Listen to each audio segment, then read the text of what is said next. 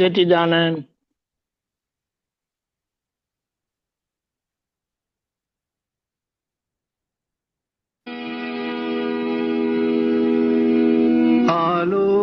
આલોચના સમાલોચના વિચારણા કરીને પ્રતિક્રમી પ્રત્યાખ્યાને હળવા થઈએ. ગાડી ક્યાં રોકાય છે જોઈ જાણી લઈએ.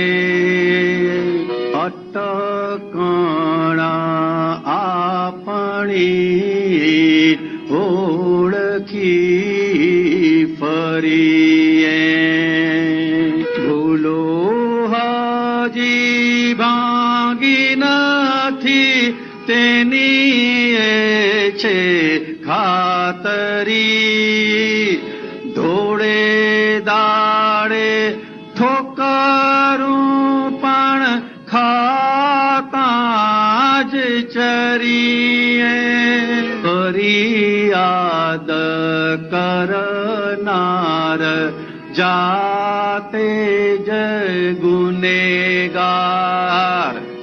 અપલખણ આપણા જ ઓળખી ચેતીએ. જેની એ વાણીમાં વર્તાય વેદના ભોગવે છે તેની ભૂલ સમજી જ શમીએ. લેણા દેણા પૂદગલના ચૂકવી દઈએ. સમભાવે નિકાલી યજ્ઞ આરંભીએ. સામીપ્ય ભાવમાં ચોંટી ન પડીએ. સંયોગોમાં દુર્લક્ષ સેવતા રહીએ.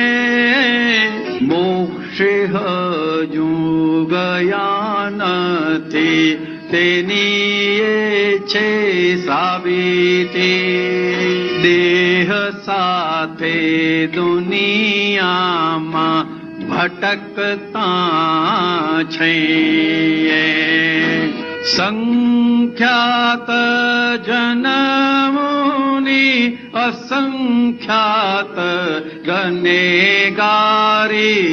દાદાજીના સુચરણે સમર્પી દઈએ. મંગળદાસ છે વ્યવસ્થિત નો ભમરડો. પાવાના સૌ બખડ જંતર ઓળંગી જઈએ. ભૂલો હજી ભાંગી નથી તેની છે ખાતરી. થોડે દાડે ઠોકરું પણ ખાતા જ ચરીએ. જેની એ વાણીમાં વર્તાય વેદના ભોગવે છે તેની ભૂલ જ સમજી શમીએ. આલોચના સમાલોચના વિચારણા કરીને પ્રતિક્રમી પ્રત્યાખ્યાને હળવા થઈએ.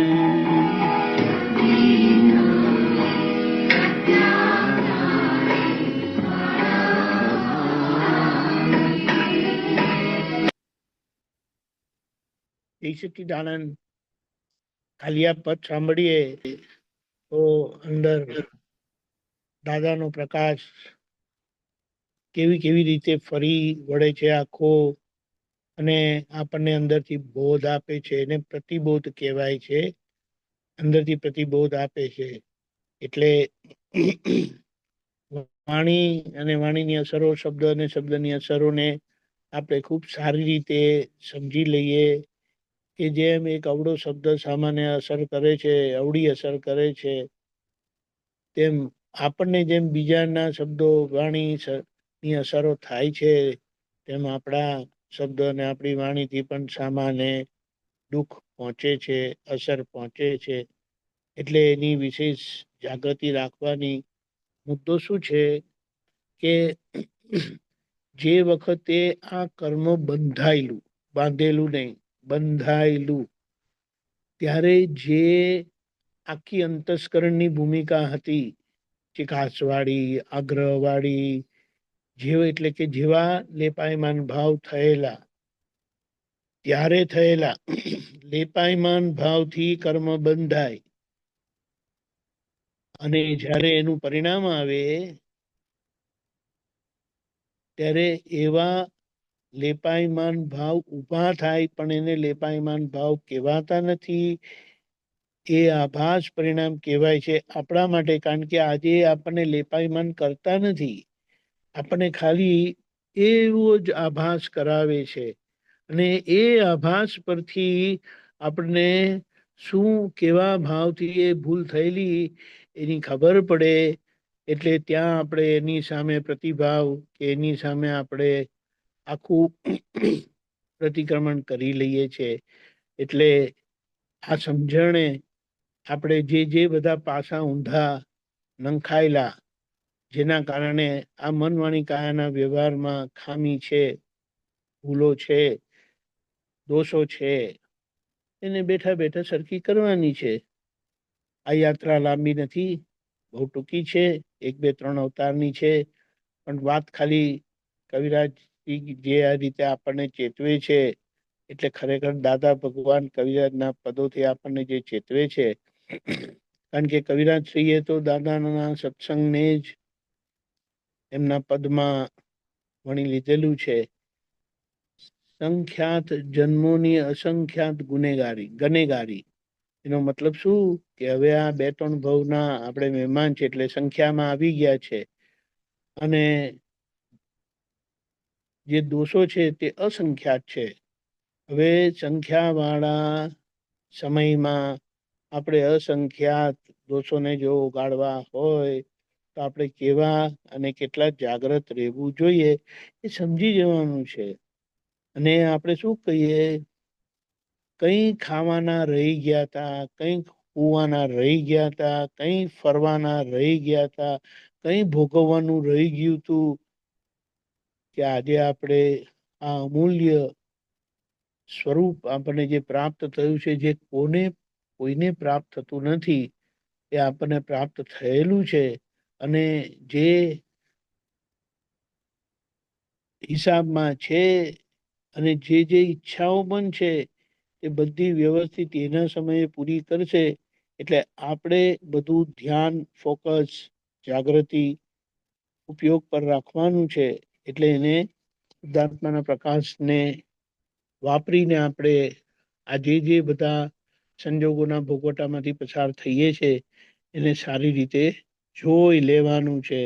અને જોવાથી ભૂલ સમજાશે, એ ભૂલ ધોવાશે, એટલા આપણે ચોખ્ખા થઈશું. વ્યવહાર ચોખ્ખો થશે, વ્યવહાર સહજ થશે, વ્યવહાર આદર્શ થશે. આદર્શ વ્યવહાર એટલે જે કોઈને દુઃખ આપે નહીં એવો થઈ જશે, સંપૂર્ણ અહિંસક, અને આપણું કામ પૂરું. અને એવા આદર્શ વ્યવહાર સાથે આપણે જ્યારે આ દુનિયામાં ફરીશું તો લોકોનું એમને એમ જ કલ્યાણ થશે.